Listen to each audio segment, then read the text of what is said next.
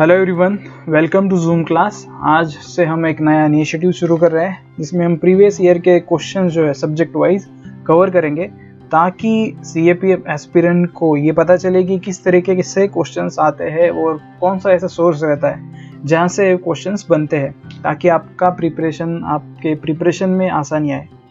आज हम शुरू कर रहे हैं हिस्ट्री से, ठीक है।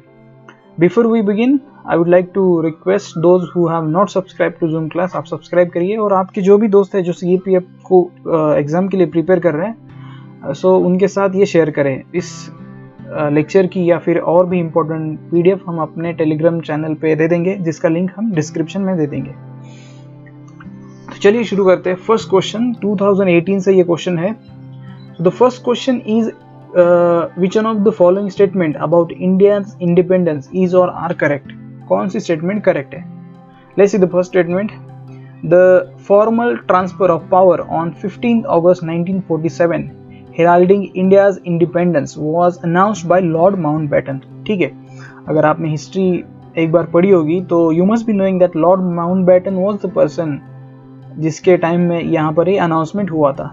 Let's move on to the second statement. Mahatma Gandhi was not present at the festivities in the capital on 15th August 1947. जी हाँ, this statement is also correct, right? So the first and second statement both are correct. Now, where was Mahatma Gandhi? If he was not present for the festivities, where was he? He was in Calcutta.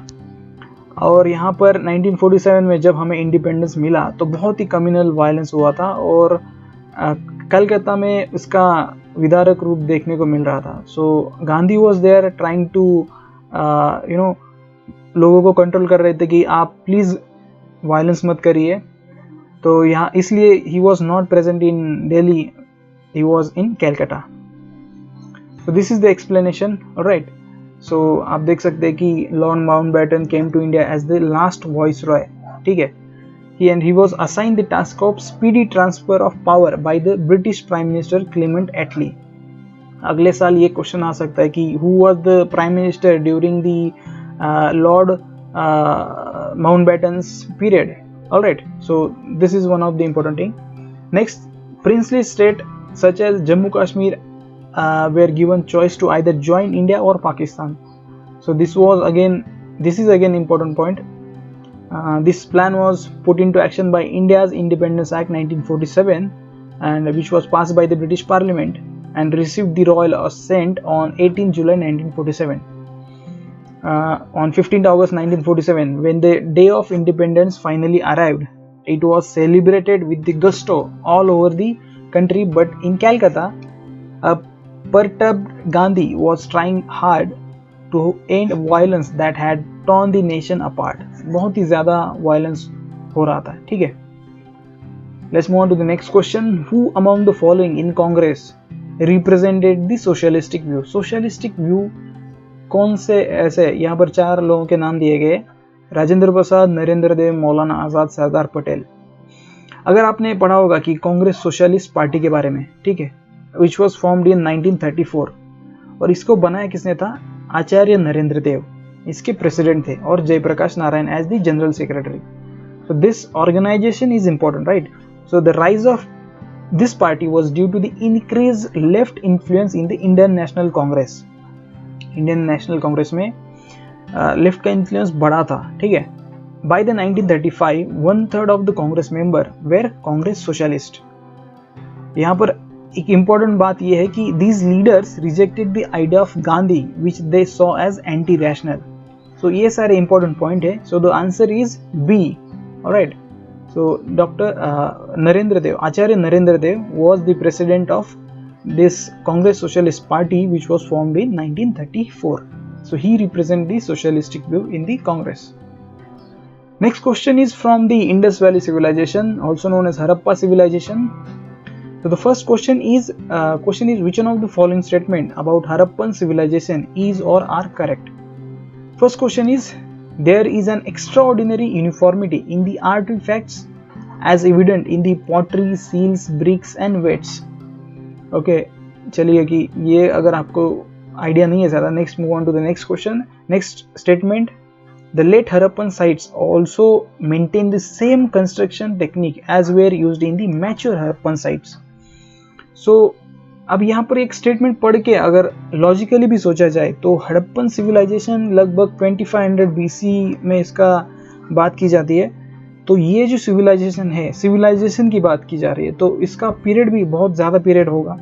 तो अगर एक statement आप फिर से पढ़े कि the late Harappan sites also maintain the same construction technique as were used in the mature Harappan sites, तो ऐसा तो होगा नहीं, इवोल्यूशन हुआ होगा कंस्ट्रक्शन टेक्निक्स में, ठीक है।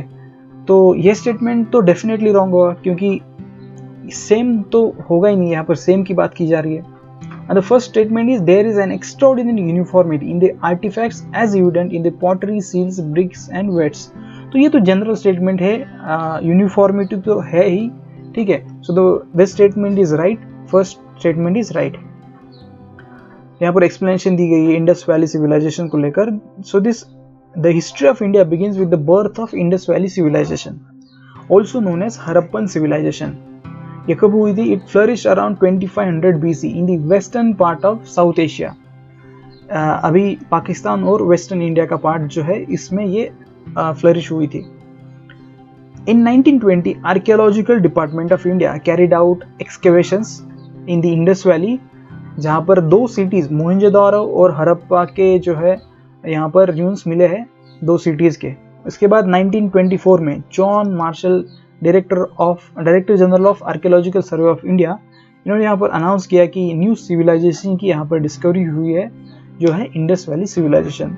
सो again this John Marshall and these 2 cities became prominent question, जो जिसके ऊपर क्वेश्चन अगले साल आ सकता है। Alright, let's move on to the next question.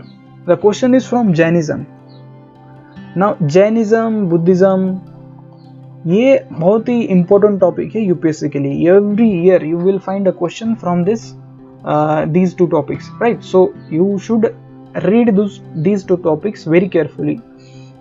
So let's see the question. The most important idea in Jainism is that entire world is animated, even stones, rocks, water have life. हर किसी में life होती है। Alright. Next statement. Asceticism and penance are required to free oneself from the cycle of karma.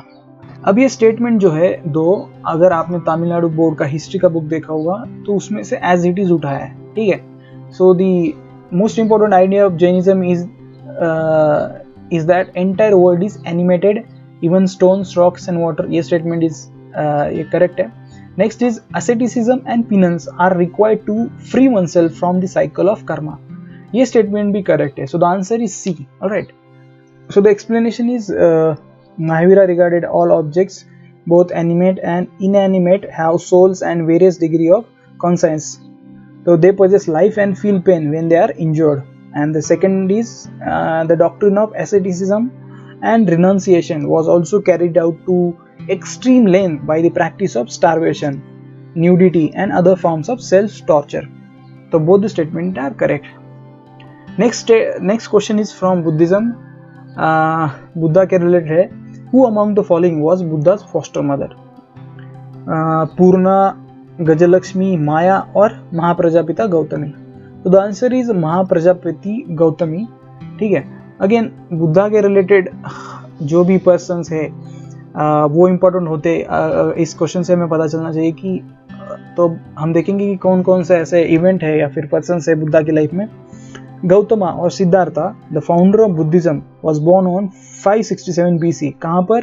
In Lumbini garden near Kapilavastu, right. So again this become a probable site for question.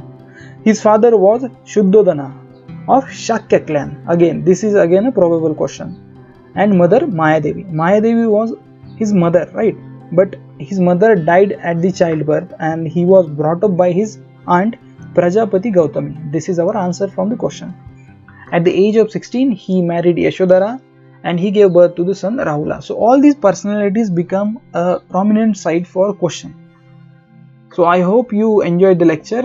और आप comment में ज़रूर बताइएगा कि क्या हम इसमें इम्प्रूव कर सकते हैं, क्या क्वेश्चंस के नंबर बढ़ाने हैं।